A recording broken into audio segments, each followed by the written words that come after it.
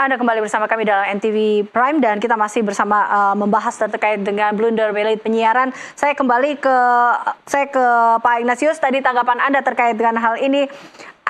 Ada yang bilang bahwa ini agak ceroboh, definisinya mungkin lebih baik jangan diperluas, kembalikan saja. Tapi tanggapan Anda sendiri bagaimana? Ya, saya setuju dengan Mas Bayu tadi bahwa rumusan penyiaran dikembalikan saja kepada definisi yang lama ya, karena saya kira kalau kita sudah bicara dalam konteks internet, over the top dan lain-lain seperti itu ranah yang berbeda sama sekali. Dan juga pertanyaannya kemudian adalah apakah kemudian mungkinkah misalnya kelembagaan yang ada di dalam undang-undang penyiaran ini, KPI, bisa mengawasi itu semua. Saya kira ini hal yang berbeda sama sekali.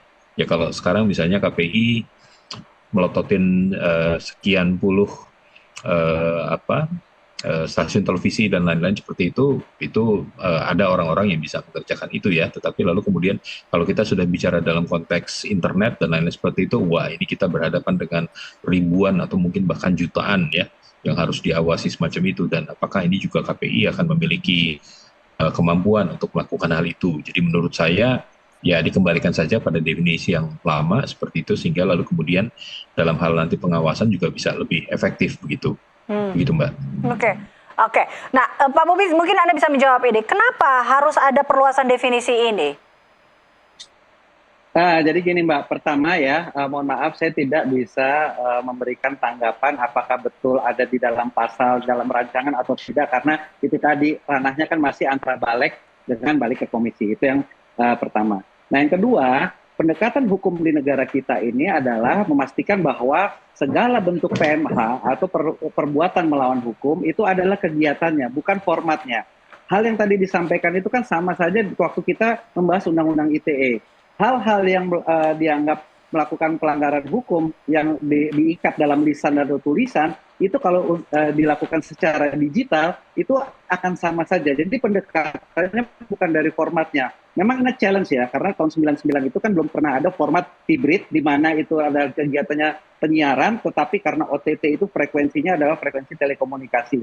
Tetapi dalam konteks kegiatan penyiaran, di mana itu adalah jurnalistik, itu adalah terikat dengan hal yang sama yang sudah diatur di dalam industri tersebut. Jadi bukan berarti seperti kalau misalkan judi kalau lisan tulisan dihukum, tapi kalau judi online tidak, karena formatnya berbeda. Kan bukan seperti itu. Atau seperti hate speech. Hate speech kalau misalkan lisan atau tulisan itu ada pidananya. Tetapi kalau misalkan dilakukan digital, ini adalah pasal karet. Kan bukan seperti itu. Nah ini sama. Yang pendekatannya itu harusnya adalah pendekatan perbuatannya, kegiatannya. Yaitu adalah kegiatan penyiarannya. Penyiaran kalau bentuknya edukasi, ya tentu ada jalannya. Kalau bentuknya informasi, ada bentuknya. Kalau bentuknya seperti konten jurnalistik, ya tentu ada yang mengatur dalam jurnalistik. Justru kita ingin mensinkronisasi. Setelah ini nanti masuk dari Komisi 1, tentu kita akan mengundang seluruh stakeholder untuk membahas. Kiranya memang ada yang tidak sinkron, atau yang sudah diatur di dalam lisan atau tulisan atau cetak, tetapi bertentangan normanya di dalam yang sudah ada digital, yang nanti kita akan pasti akan kita rubah. Karena intinya kita ingin ada sinkronisasi. Kita tidak ingin ada kekosongan hukum. Misalkan film kalau misalkan di bioskop, di tayangan bioskop itu ada sensornya. Tetapi film yang sudah masuk bioskop tetapi dia dimasukkan platform OTT, di platform itu tidak ada sensornya. Nah inilah yang akan kita atur. Nah jadi harusnya tidak akan ada perbedaan norma dengan apa yang sudah diatur pers berdasarkan undang-undang dan juga kode etik jurnalistik yang disampaikan oleh Pak Dirjen tadi, dengan norma yang kalau ini akan dinormakan dalam bentuk format penyiaran. Itu yang paling prinsip yang paling utama. Jadi harusnya jangan khawatir, tapi kita juga tidak ingin ada suatu kegiatan yang dikecualikan. Kalau misalkan ada kegiatan yang sudah dikecualikan, melanggar hukum, tidak diperbolehkan oleh kode etik jurnalistik. Bukan berarti kalau ini dilakukan penyiaran secara digital, ini dikecualikan. Itu yang kita tidak ingin.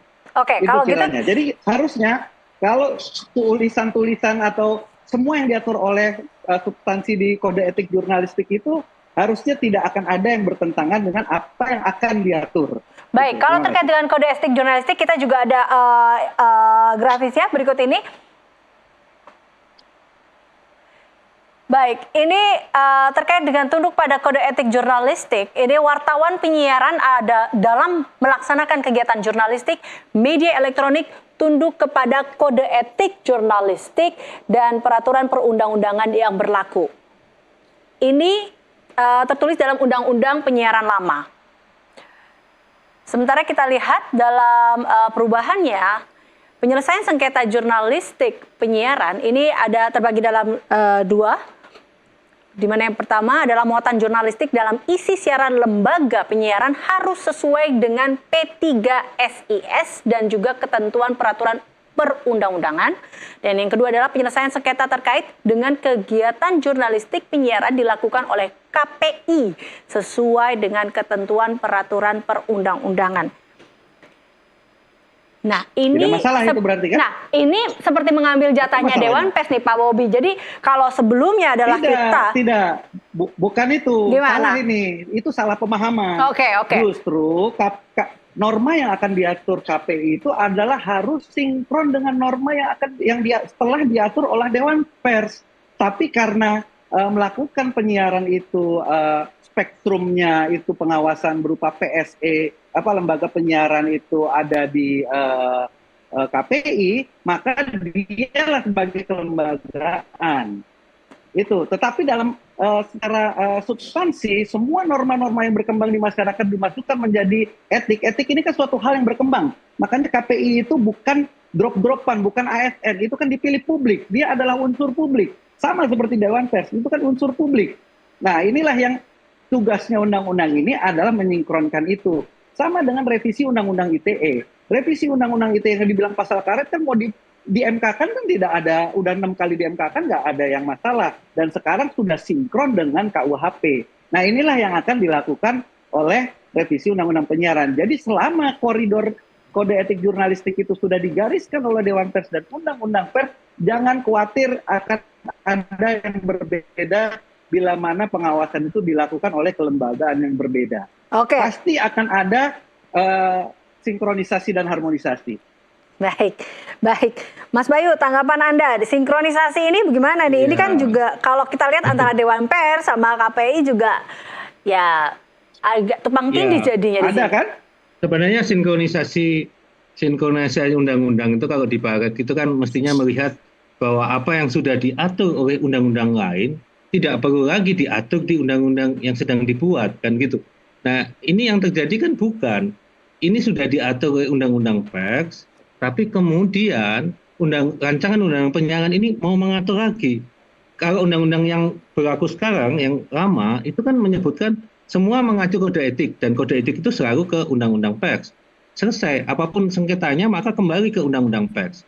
Tapi di rancangan undang-undang, contoh paling jelas adalah tadi dikatakan Pak Bobi, ini akan sinkron.